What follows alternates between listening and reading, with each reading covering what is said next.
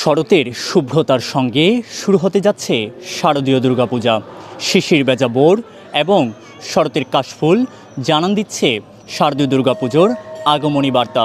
এবছর 28 সেপ্টেম্বর থেকে শুরু হতে যাচ্ছে সনাতন ধর্মাবলম্বীদের সবচেয়ে বড় ধর্মীয় উৎসব শারদীয় দুর্গাপূজা। এবং এই শারদীয় দুর্গাপূজাকে উপলক্ষ করে এবছর চারদিকে বেশ আনন্দময় এবং উৎসবমুখর পরিবেশ বিরাজ করছে। গত বছর 5ই আগস্ট সরকারের পট পরিবর্তনের পর অন্তর্বর্তীকালীন সরকারের সময়ের এটি দ্বিতীয় দুর্গাপূজা এবং এই পূজাকে উপলক্ষ করে নিরাপত্তা অবস্থা এবং আইন শৃঙ্খলা পরিস্থিতির অবস্থা কতটা সুদৃঢ় অবস্থানে রয়েছে সেই বিষয়ে আমাদের আজকের প্রতিবেদন।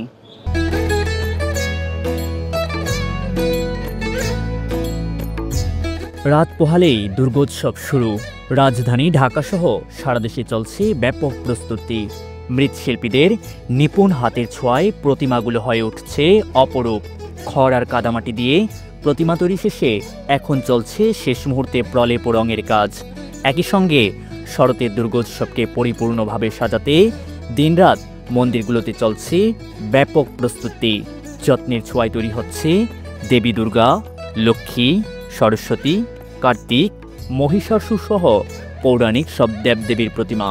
কারিগররা প্রতিমা তৈরিতে দিনরাত ব্যস্ত সময় পার করছেন।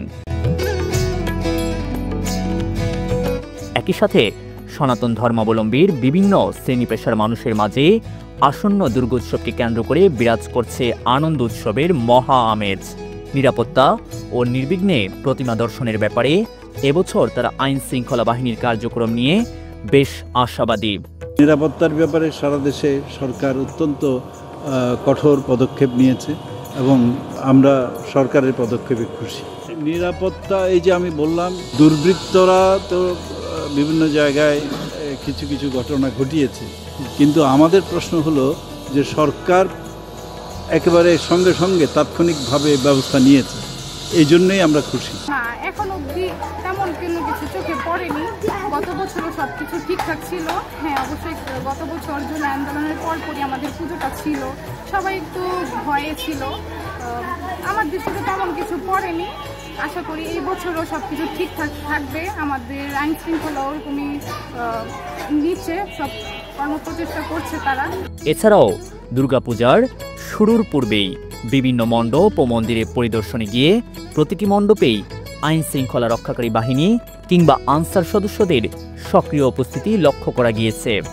বাংলাদেশ পূজা উদযাপন পরিষদের তথ্য অনুযায়ী এবছর সারা দেশে 33,355টি মণ্ডপ ও মন্দিরে দুর্গাপূজা আয়োজনের প্রস্তুতি চলছে। এর মধ্যে ঢাকা মহানগরীর 258টি মণ্ডপ ও মন্দিরে দুর্গাপূজা আয়োজনের প্রস্তুতি নেওয়া হয়েছে।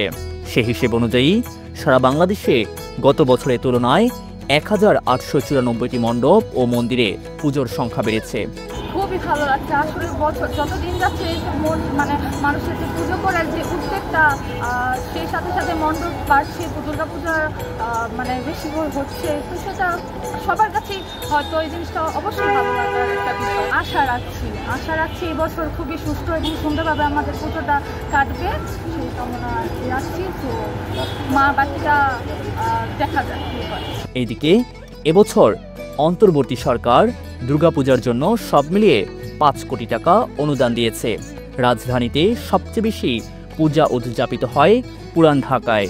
এবার ডাকেশ্বরী জাতীয় মন্দির, শাঁখারী বাজার, তাঁতীবাজার, লক্ষ্মীবাজার সহ অলিতে গলিতে পূজার আয়োজন করা হবে। ছোট বড় বিভিন্ন মণ্ডপে শেষ মুহূর্তে মঞ্চ, প্যান্ডেল, তোরণ ও প্রতিমা নির্মাণের কাজ চলমান রয়েছে। সর্বোপরি সকল আগাম পরিস্থিতিকে বিবেচনা করে বলা যেতেই পারে এবছর 28 সেপ্টেম্বর থেকে শুরু হতে যাওয়া শারদীয় দুর্গোৎসব আগামী 2 অক্টোবর বিজয়া দশমীর মধ্য দিয়ে সকল পরিস্থিতি এবং সুশৃঙ্খলতা বজায় রাখার মধ্য দিয়ে শেষ হবে এবছরের শারদীয় দুর্গাপূজা।